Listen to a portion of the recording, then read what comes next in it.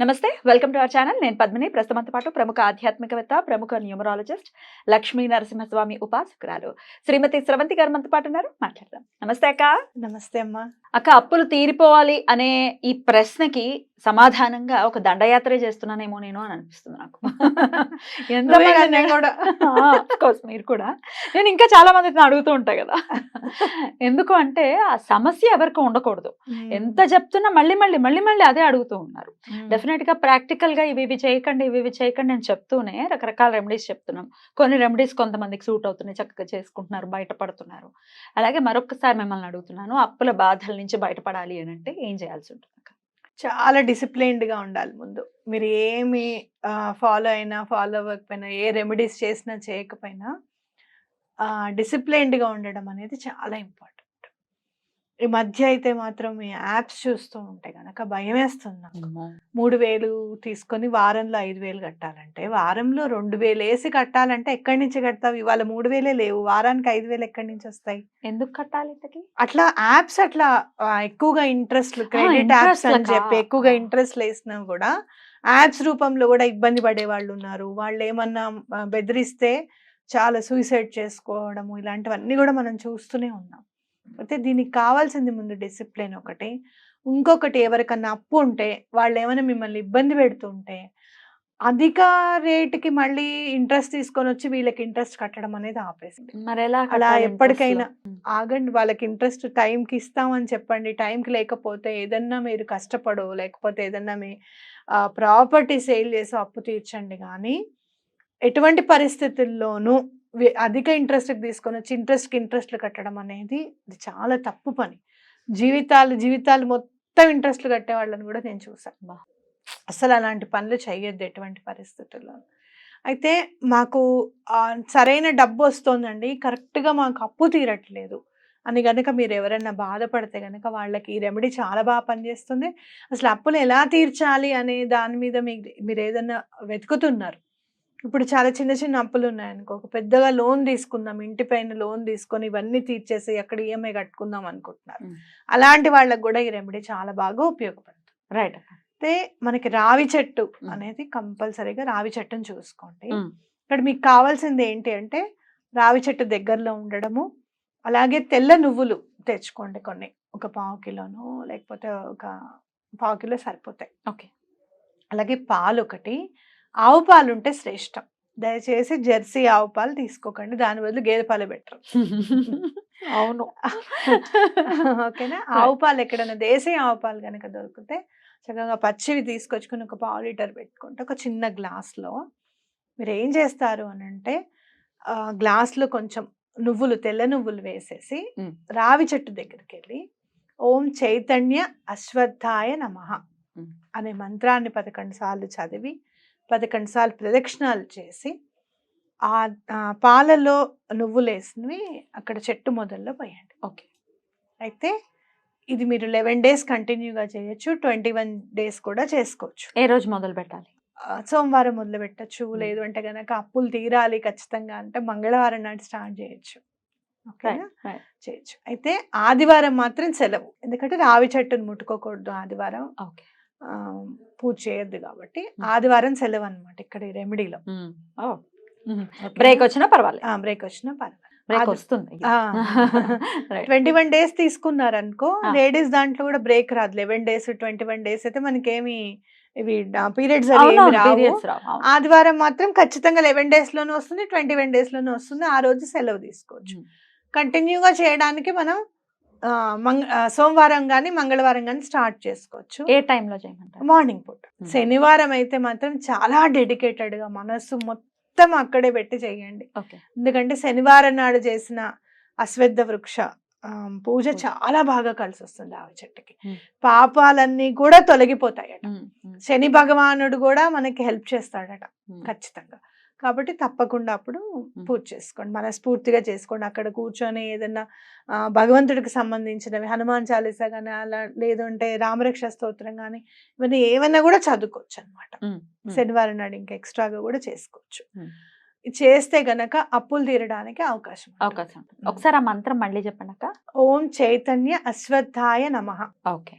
ఇది 11 టైమ్స్ ఆ చెట్టు దగ్గరే ఆ చదువుకోవాలి. చెట్టు దగ్గరే చదువుకోండి. ఉమ్. 11 ప్రదక్షిణాలు చేసి పాలల్లో నువ్వులు వేసేసి అక్కడ చెట్టు మొదట్లో వేసి. ఉమ్. ఇంకేమైనా నియమాలు ఉంటాయా ఈ రెమెడీ చేయడానికి? అంటే మనం ప్రకృతిని పూజించేటప్పుడు ఖచ్చితంగా నాన్ వెజ్ తినకుండా ఉండడం అనేది చాలా ఇంపార్టెంట్. ఉమ్. ఓకే. ఉమ్. ఎటువంటి పరిస్థితుల్లో నాన్ వెజ్ తినకండి. ఆ నాన్ 11 వెజ్ days. అంటే ఎగ్స్ కూడా తినద్దా అని అడిగితే ఎగ్స్ కూడా తినకూడదు. ఉమ్. శనివారం అయితే ఉల్లిపాయ వెల్లుల్లిపాయ కూడా దూరంగా ఉండండి. మీరు ఎంత నిష్టగా ఉంటే అంత ఫలితం కూడా చక్కగా వస్తుంది కాబట్టి. మరి ఇంట్లో వాళ్ళు తింటారండి అని అంటే మేము వండాలంటే అది కూడా చేయకూడదు. వాళ్ళు ఏమన్నా బయట నుంచి తెచ్చుకుంటే తిననీగాక.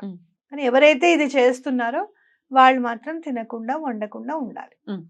అలాగే మేము సూతకంలో ఉన్నామండి, మరి మేము చేయొచ్చా అని అడిగే వాళ్ళు ఉన్నారు, వాళ్ళకి ఏం చెప్తారు?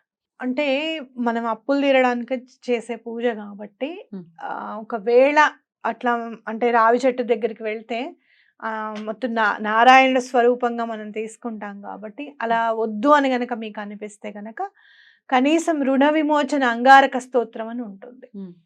అక్కడ కూర్చొని ఈ చెట్టు పాలవని ఏం పోయకుండా రావి చెట్టు నీడలో కూర్చొని రుణ విమోచక అంగారక స్తోత్రం అయినా చదువుకోండి. చాలా బాగా క్లియర్ అయిపోతాయి డెప్ట్స్ ఎటువంటి పరిస్థితుల్లో. అట్లాగే క్రియేషన్ బుక్ అంటాం మనం. ఇది నా జీవితంలో 2003లో రాశాను నేను. బలానా బ్యాంక్ లో అప్పు తీరిపోవాలి అని. ఎందుకు అనంటే ఒకసారి ఈఎంఐ కట్టడానికి వెళ్తే కొంచెం లేట్ అయితే మేనేజర్ కొంచెం ఇదిగా మాట్లాడారు అనమాట. మనసుకి బాధగా అనిపించింది. బాధగా అనిపించి ఎటువంటి పరిస్థితుల్లోనూ 2004లో ఈ బ్యాంక్ లో అప్పు తీరిపోవాలి అని చెప్పి నేను రాశాను మామూలుగా. అప్పుడు మనకి ఏం తెలియదు అసలు ఇది క్రియేషన్ బుక్ అని మేనిఫెస్టేషన్ అని ఏమీ తెలియదు. మనసు బాధపడింది, తీరిపోవాలి అని చెప్పి రాసుకున్నాను నేను. నువ్వు నమ్ముతావో నమ్మవో 2004 కరెక్ట్గా ఆ టైంకి అప్పు తీరిపోయింది. బాబా 1 year. నాకు చాలా బాగా అనిపిస్తుంది అనమాట. అది గుర్తొచ్చినప్పుడల్లా భలే అయిందే పని అనిపిస్తుంది. కాబట్టి క్రియేషన్ బుక్, దీని గురించి మనం ఒక వీడియో చేద్దాము. ఒక బుక్లో రాసుకోండి మీకు ఎవరి అప్పు తీరిపోవాలి, ఏ టైం కల్లా తీరాలి అనేది మీకు స్ఫురణకి వస్తుంది. ఒక 2 months 3 months టైం తీసుకొని ఇప్పటికల్లా వాళ్ళ అప్పు తీరిపోయింది, ఆ టైం కల్లా అప్పు తీరిపోయిందని నాకు చాలా సంతోషంగా ఉంది భగవంతుడి దయ వల్ల అని చెప్పి రాసుకుని పెట్టుకోండి. ఖచ్చితంగా ఆ పని అవ్వడానికి అవకాశం ఉంటుంది. రైట్ రైట్, తప్పకుండా అక్క. డెఫినెట్ గా ఈ రావి చెట్టు దగ్గర రెమెడీ ఏదైతే చెప్పారో అది డెఫినెట్ గా చేసుకుని, అలాగే క్రియేషన్ బుక్ అంటే డెఫినెట్ గా ఇంకా నమ్మడం అనమాట. కన్ఫామ్ గా ఇది జరుగుతుంది అని ఎప్పుడైతే నమ్ముతామో పని అవ్వడం కూడా స్టార్ట్ అవుతుంది ఆబ్వియస్ గా. రైట్, అలా చెప్పినటువంటి విధానాల్ని ఫాలో చేసి వాళ్ళ అప్పుల బాధల నుంచి బయటపడి బతుకుంటే బలిసాకైనా తినొచ్చు, కానీ అప్పులు మాత్రం ఉండకూడదు. అవును. ఇంకొకటి, మీరు ఎక్కడన్నా హెవీ ఇంట్రెస్ట్ పే చేస్తున్నారా? ఇప్పుడు నేను హౌసింగ్ లోన్ ఉంది, వేరే హౌసింగ్ లోన్కి వెళ్తే ఒక 0.5% తగ్గుతుందండి, మీరు మా బ్యాంక్ వచ్చేయండి అని చెప్పి వాళ్ళు అడిగారు. అడిగినప్పుడు 0.5 కదా అని నేను అట్లా ఆలోచించలేదు, ఎంత డిఫరెన్స్ వస్తుందని నేను చూసుకున్నా. నెలకు ఒక 3-4 వేలు ఈజీగా తేడా వస్తుంది అని నాకు అనిపించి నేను బ్యాంకుకి వెళ్ళి నేను మారిపోతాను అని అంటే బ్యాంక్ వాళ్ళు నన్ను అడిగారు, ఎందుకు మీరు మారిపోదాం అనుకుంటున్నారంటే, మీరు రేట్ ఆఫ్ ఇంట్రెస్ట్ తగ్గించమంటే మేము తగ్గించమని అప్పుడు అన్నారు, అందుకే నేను మారిపోవాలనుకుంటున్నాను అని చెప్పి అనడము. అలా కాదు, రిక్వెస్టింగ్ లెటర్ మీరు కాల్ చేయండి, ఇలా మెయిల్ పెట్టండి అంటే మెయిల్ పెట్టడం జరిగింది.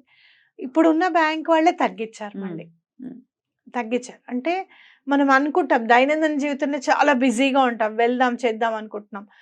నాకే ఆల్మోస్ట్ ఒక 15 days కంటిన్యూగా తిరగాల్సి వచ్చింది బ్యాంక్కి, కాల్ చేయాల్సి వచ్చింది, ఏమండి మీరు ప్రాసెస్ చేస్తున్నారు, మీరు తగ్గిస్తా అన్నారు కదా ఏమైంది అంటే, మేము చేస్తున్నాం చూస్తున్నామని ఆ మంత్లో చేశారు వాళ్ళు. అయితే ఆ 15 days తిరగడం అనేది కొంచెం కష్టమనే అనిపించింది, కానీ తగ్గింది, సంతోషం కదా.